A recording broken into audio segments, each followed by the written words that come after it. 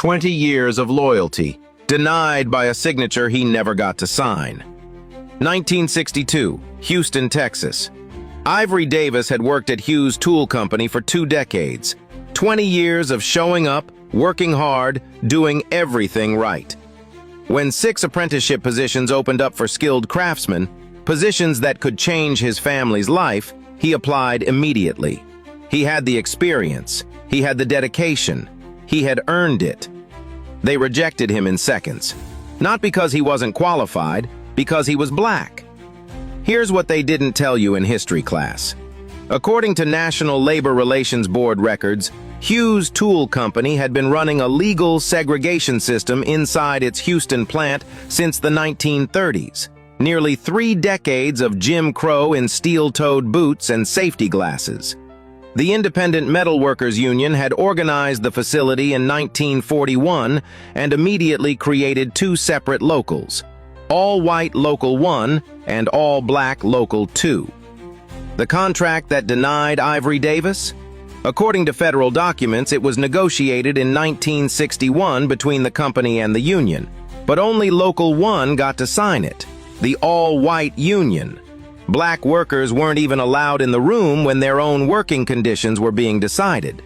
That contract explicitly prohibited black workers from participating in any skilled craftsman training programs.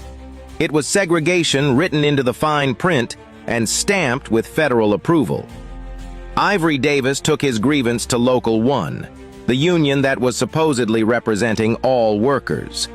According to historical records from the University of Texas Arlington's Special Collections, they refused to even process his complaint. They wouldn't upset the racial status quo that kept white workers in skilled positions and black workers cleaning floors. So Ivory Davis, along with Local 2 leader Columbus Henry, did something radical. According to the Pittsburgh Courier newspaper, they filed federal complaints with the National Labor Relations Board. For the first time in NLRB history, black workers were forcing the federal government to confront union-sanctioned racism. July 1, 1964, the NLRB issued what they called a precedent-shattering ruling.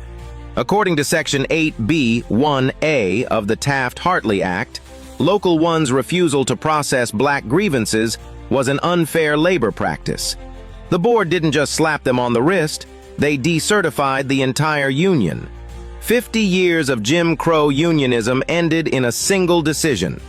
The NAACP called it a significant breakthrough in labor law. NAACP attorney Robert Carter told reporters this ruling was more powerful than the Civil Rights Act because Title VII wouldn't even take effect until July 1965, a full year later. For that year, the NLRB became what Carter called an interim FEPC, the only federal body actively fighting workplace discrimination. Historians have compared this ruling to Brown v. Board of Education, but for the workplace. According to Texas A&M University Press, this was the first time in labor board history that racial discrimination by a union was ruled illegal under federal law. It wasn't a suggestion, it was the law. Ivory Davis finally got his apprenticeship in 1964. He was 40 years old. He'd spent 20 years waiting for a door that should have opened on day 1. But here's why this matters right now. Every workplace discrimination lawsuit you hear about today, every complaint to the EEOC, every federal investigation into discriminatory hiring practices, it all traces back to Ivory Davis refusing to accept no when he'd earned yes.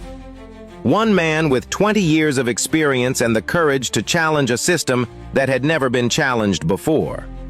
They built legal segregation into the factory floor. He tore it down with a federal complaint and refused to back down.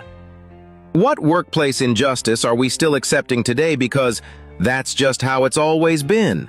Drop your thoughts below. If this opened your eyes to labor history they never taught, share this story.